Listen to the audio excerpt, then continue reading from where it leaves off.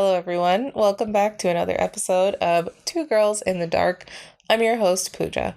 And your other host, Rachel. Today we're going to be going over one of our favorite episodes from Unsolved Mysteries, the strange and rather chilling disappearance of Australian pilot Frederick Valentich. He was flying on a pretty routine flight from Melbourne to King Island. He came across something almost out of this world, I guess you would say. There she is. He claimed...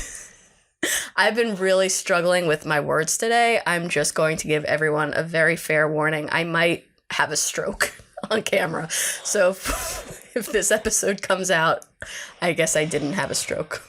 He came across an unidentified flying object. He claimed to have seen 4 green lights with an aircraft hovering over him.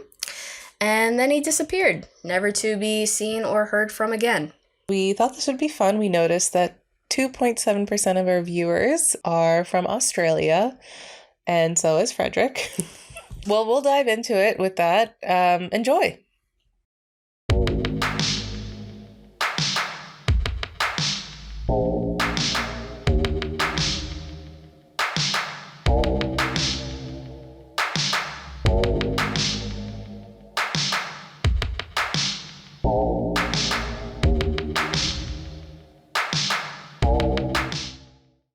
On October 21st, 1978, Frederick Valentich, a 20-year-old Australian pilot, departed from Moorabbin Airport, near Melbourne, headed for King Island. Valentich's motivation for the flight was unclear. He had told flight officials that he was going to King Island to pick up some friends, even packing 4 life jackets with him, but had told others he was going on a trip to pick up crayfish. During later investigations, both these statements were determined to be false. He had also failed to inform King Island Airport of his intended arrival, going against standard procedure. His flight plan indicated that he would cross the Bass Strait over Cape Otway to King Island with an estimated total time of 69 minutes. However, about halfway through the flight at 7:06 p.m., Valentich radioed Melbourne Flight Service to inquire about any known aircraft in the vicinity. Melbourne reported no known traffic at that level. Valentich claimed that he was accompanied by a large, unknown aircraft following him at about 4,500 feet. He couldn't confirm the type of aircraft, but it appeared to be illuminated by 4 bright landing lights, passing him about 1,000 feet overhead and moving at high speeds. According to Valentich, the aircraft had a shiny metal surface with a green light, and it orbited above him. He then reported to be experiencing engine problems. After some back and forth, when asked to identify the aircraft, Valentich radioed his final words back to Melbourne. "It's hovering, and it's not an aircraft." His transmission was then interrupted by unidentified metallic scraping sounds until finally, all contact with Valentich and his aircraft was lost. Valentich was never heard from again. A search was conducted encompassing over 1,000 square miles, without finding any trace of the young pilot. Authorities could not determine the cause of Valentich's disappearance, but believed it to be fatal. Bass Strait is known to have extremely rough waters and unpredictable currents. It wouldn't have been out of the ordinary for a plane or a boat to never resurface if it were to have crashed in the vicinity. In the past, flotsam from fishing boats that had sunk in roughly the same area had been found washed up in as far as New Zealand. Although the Cessna he was flying has never been located, 5 years later in 1983, an engine cowl flap was found washed ashore on Flinders Island, the opposite side of Tasmania from King Island.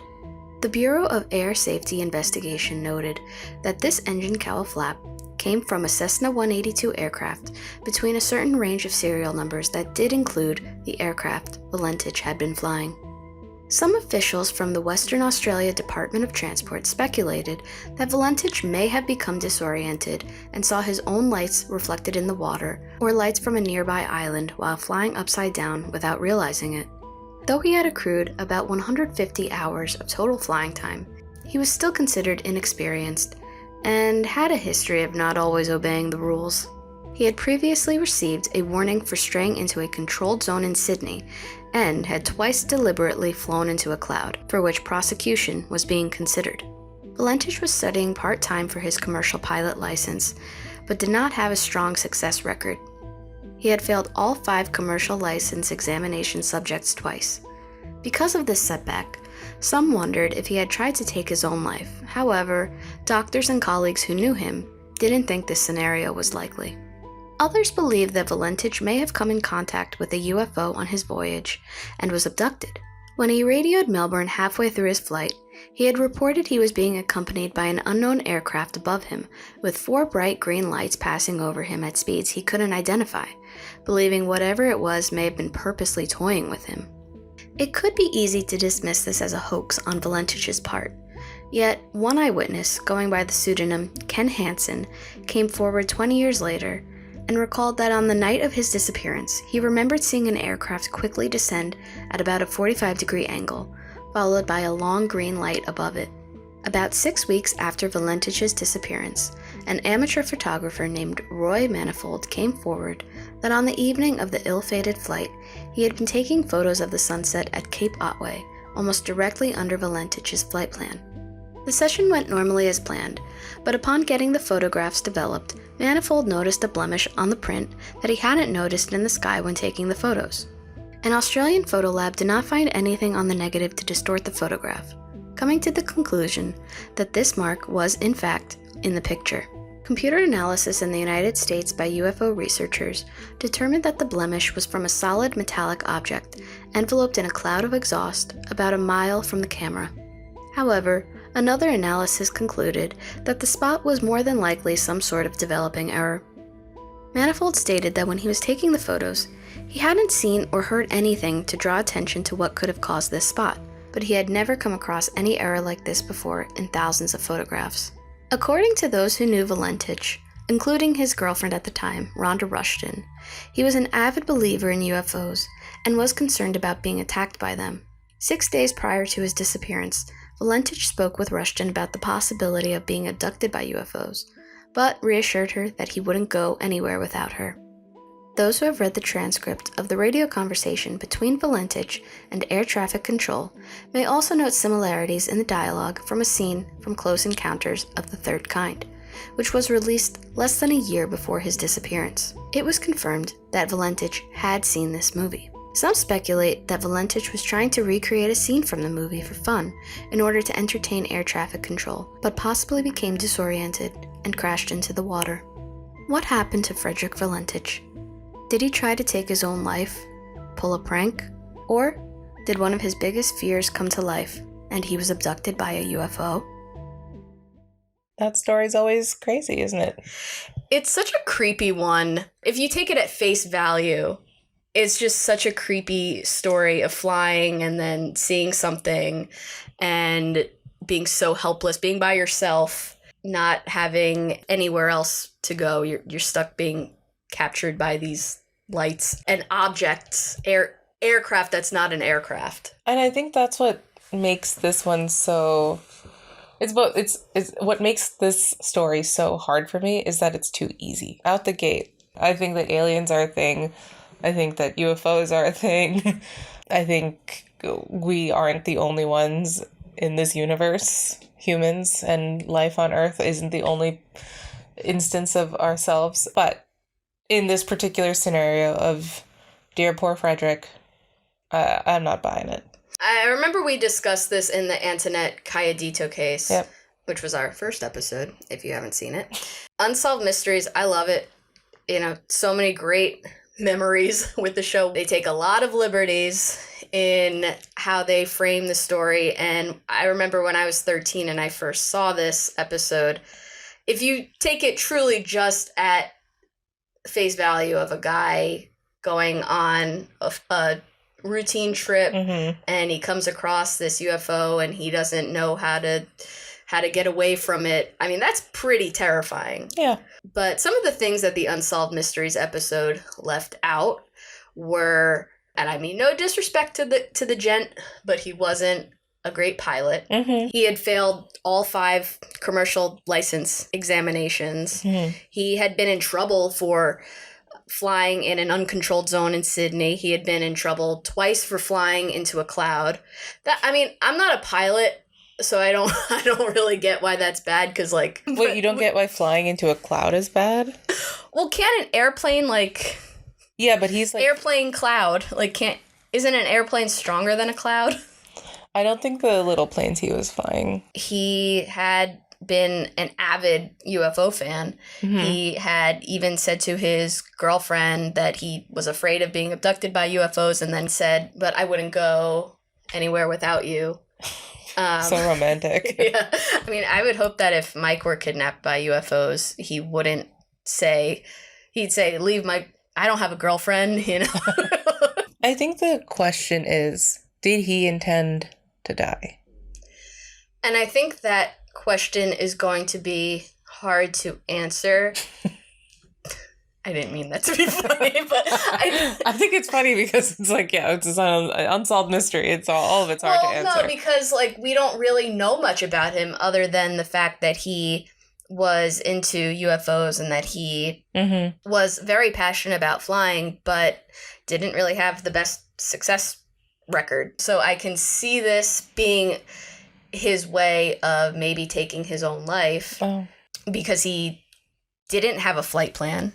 Or he had a flight plan, but he didn't tell King Island that he was going to be arriving there. Yeah. He didn't, he told some people that he was picking up friends. He told other people that he was going to pick up crayfish.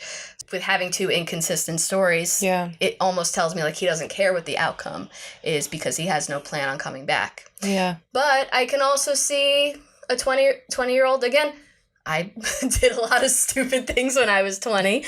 I mean, still do.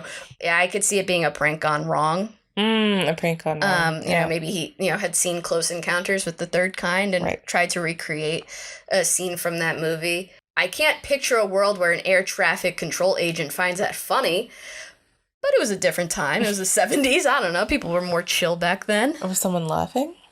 No. But, like, if he thought it was a prank and he thought it would be funny. No, I mean, I'm sure, like, the more we talk about it and the more you think about it, doesn't it just sound like, yes, a prank gone wrong, but in the way that it's a hoax gone wrong. Yeah. Right? Well, and if he was so passionate about UFOs, I could see this as his way of maybe trying to become a famous pilot who had an encounter with a UFO or something like that, because if taking these exams wasn't going so well, maybe if he had fame in another way, still be considered a good pilot or something like that, or like, oh, that's the guy that came across the UFOs.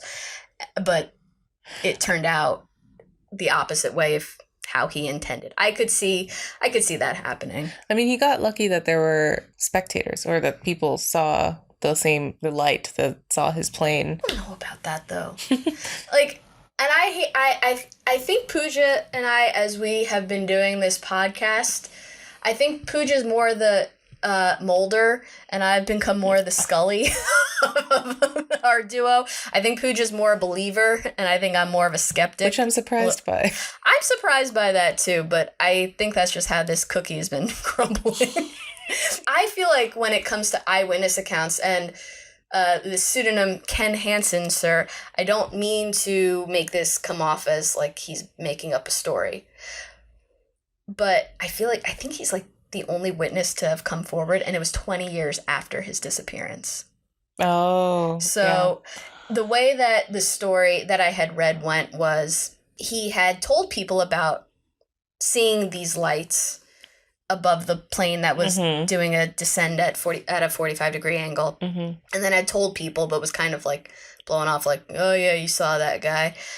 And over time, he was talking about it, and the word got to Frederick's father, who they became in contact and then talked about it. Assuming that it was true, that would be really creepy to see, and then I guess would add more credence to Fred's account of, he was being followed and toyed with by something. Whenever someone comes out with something like that, I'm a little hesitant to believe it, especially when there's no hard evidence. Like, this guy wasn't taking a picture of it or anything, not that he had any reason to, he just happened to see it with his family on the road. Now, I think it's interesting that he was flying through the Bass Strait triangle. Bass Strait triangle. Yeah, because I do, missing boats. Similar to the Bermuda Triangle. These are like geographical phenomenons around the world. So there's that element of it, but like...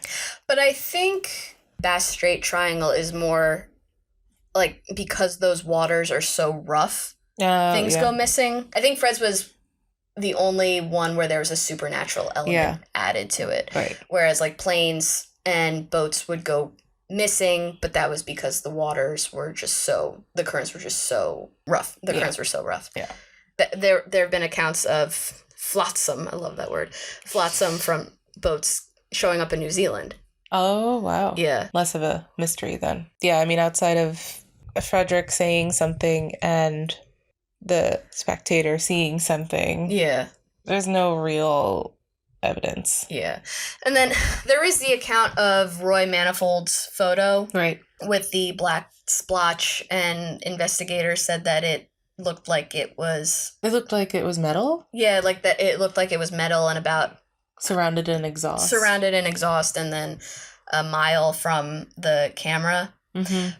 Again, not a photographer. Hey, Dad, if you're watching this, you know airplanes and you know photography, so prove to me that you watched this episode and leave a comment on how wrong we might be.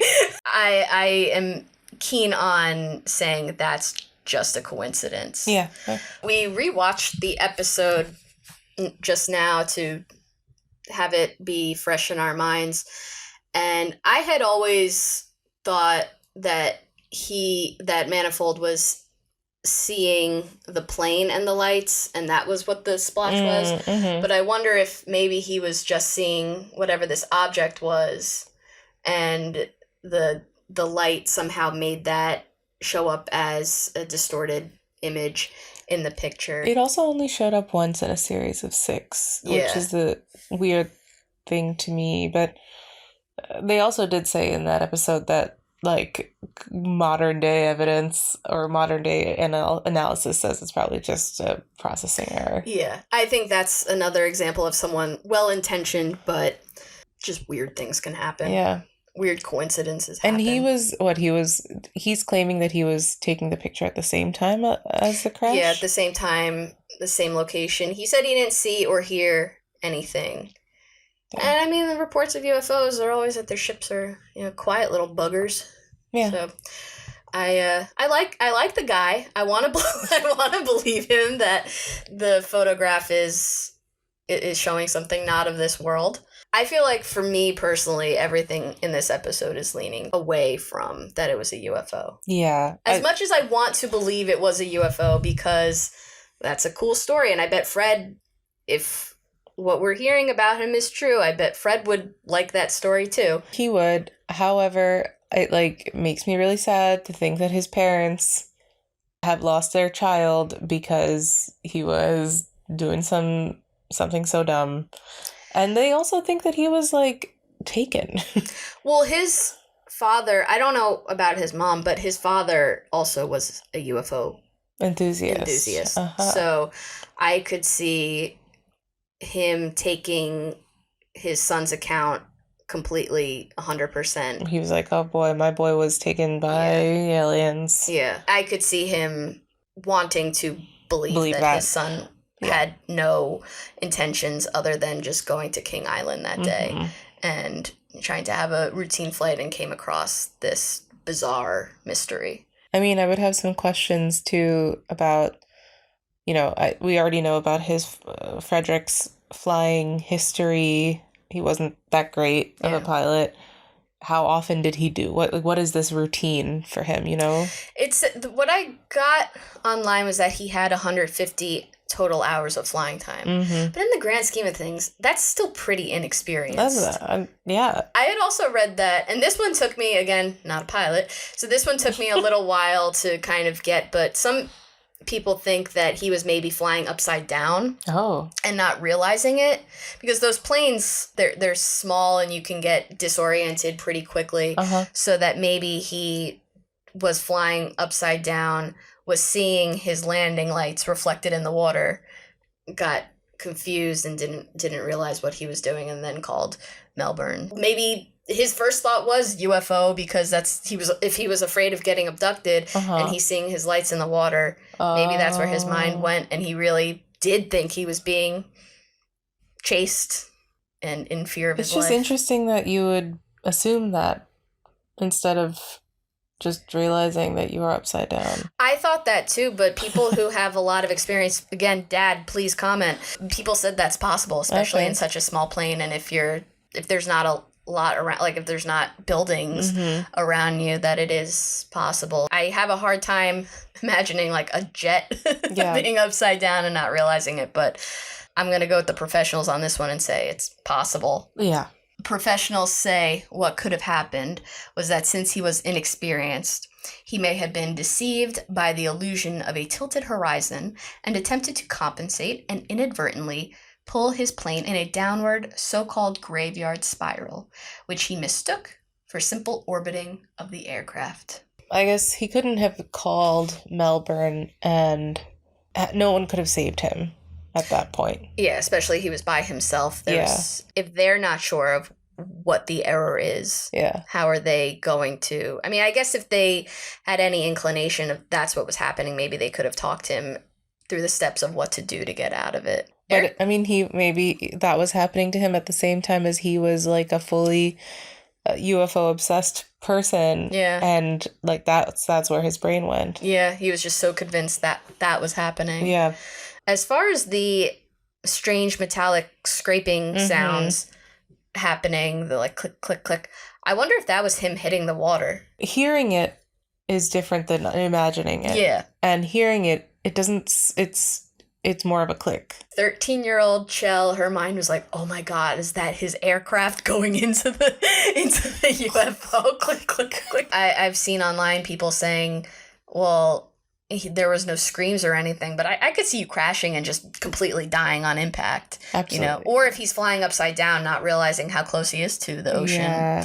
Thinking about it, like going down at a 45-degree angle, I feel like he's falling. Yeah. And he didn't know. Yeah, he could have maybe lost consciousness too or something. Absolutely. So they never found the Cessna that he was flying, but they did find, washed ashore 5 years later, an engine cowl flap that matched the type of Cessna that similar to what he was flying within a certain range of serial numbers that did match, that could have been matched to what he was flying. So they've never been able to confirm 100% that this engine cowl flap came from his aircraft.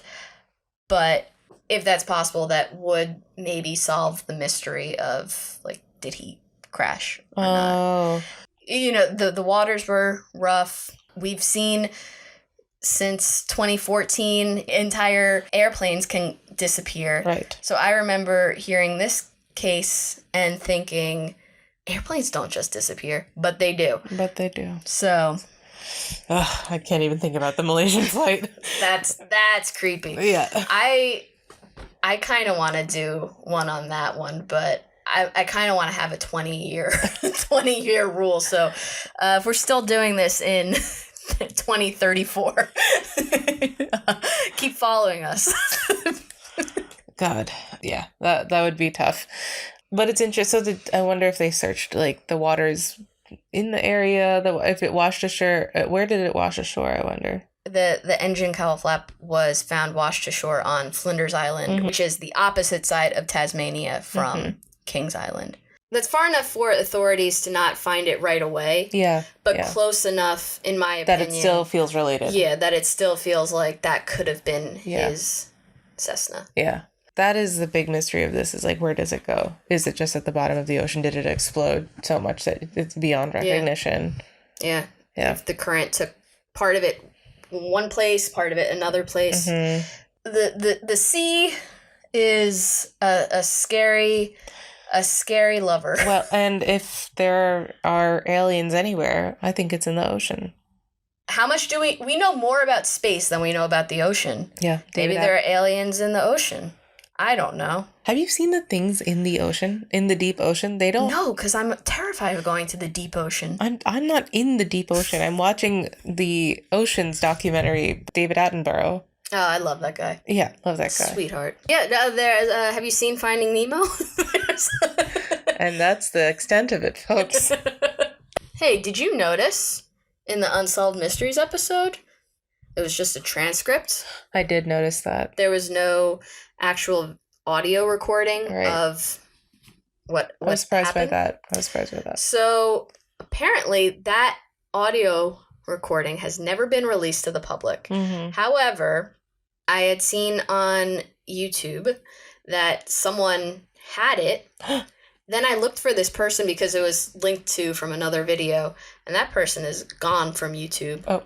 I wonder if it's a Mandela effect, if they had said that it was... And it was just the Unsolved Mysteries episode? Or something like that. But I do think that's an eerie element to this that was never... Every time that has happened a couple times in the cases we've covered, right? Like, they won't release the official recording. And why? And why? And then it just becomes, like, lost forever in the files. And then I think it adds more of a mysterious element than it maybe deserves. Yeah. Which I do think this case is creepy, whether or not UFOs were actually involved in it. Yeah. I do think it is a bit of a creepy case, but yeah, if you just release the audio files, that would take away probably some of the mystery to it. Yeah, I mean, like, maybe he is... Maybe he did. He'd start screaming. Like, maybe maybe the clicks we hear are like the microphone kind of dying out as he screams somewhere in the background. Like, there's so much that a modern person could probably take from an actual recording of that. Yeah. When we did the Yuba County 5, there was I don't believe that we talked about this part, but someone had gone through an interview of Joseph Shones with the family, and the quality was so bad.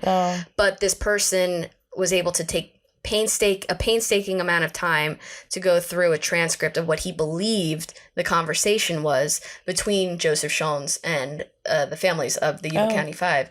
So yeah, with today's technology, maybe we could have been able to decipher what the sounds from that event were. You could probably even tell if he was smiling.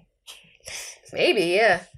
As we're going through this, as we've been talking about it, I do think it was more of an accident. I do think, it's starting to feel like I'm thinking that it's starting out. You think that it's an accident? In what way? I think it was, my gut is telling me that it was an accident, and he was maybe the type of person who was so into UFOs that that's where his mind went. That's where his mind in the went. moment. Okay. Yeah. But we don't know him. Yeah. We can only speculate. What are you thinking? I'm on the other side of the same coin, though. Yeah. I'm on the same coin, but I think the lying to people about where he was going and what he was doing is what makes me think he was like, I'm gonna just make a funny, like, I'm gonna scare people a little bit. That's actually a good point. In the air. Yeah. And, like, nobody will know where I was. It doesn't matter. I just called it in. And they'll be so excited that I came into contact with the UFO. I don't think he died on purpose. I think that part was an accident.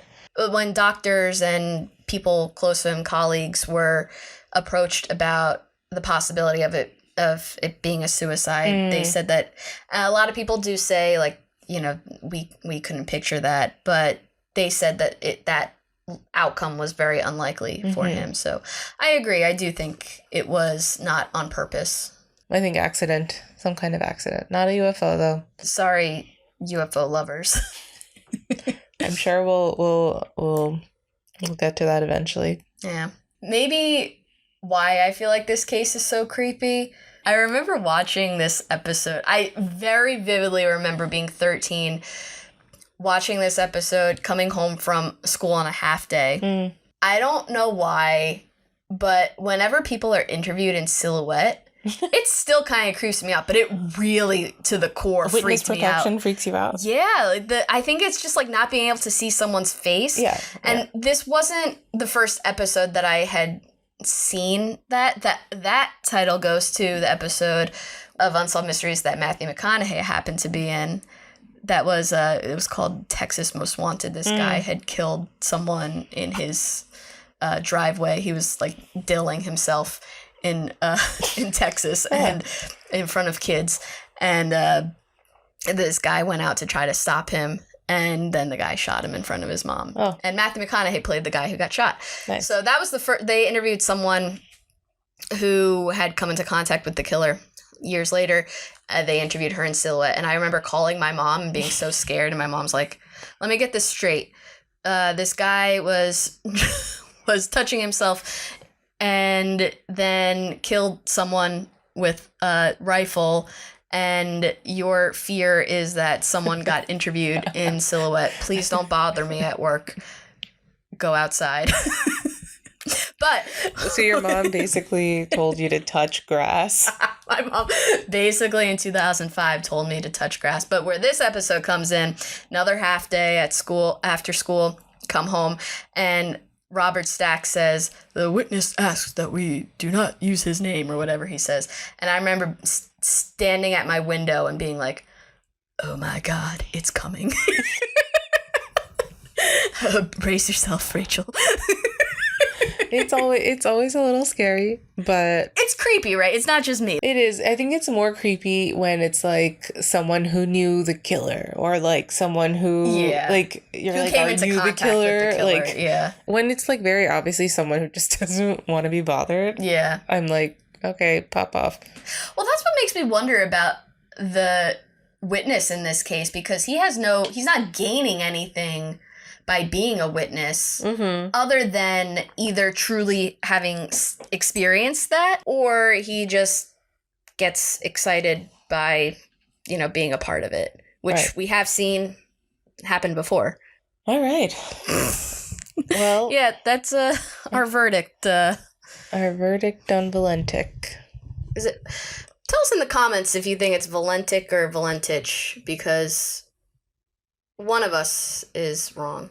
And one of us took German for a long time, so we're gonna... Valentich would be how they would pronounce it in German, but this guy was Italian. He was Italian? Well, his dad has a very strong Italian accent. I don't think that's it. It is an Italian. I think that's... I think we can end this episode. All right. Well, I think that wraps us up, Rachel. Yeah, let us know in the comments what you think happened to Frederick Valentich. We really appreciate you taking the time to watch this video. If you like what we talked about, please feel free to give us a like or subscribe, or share in the comments your thoughts on what happened or cases that you'd like to see. We're always open to suggestions for cases to cover. You can reach out to us. We also have an email to girlsinthedarkpodcast@gmail.com. And then until next time, we'll see you in the dark. Thanks for watching.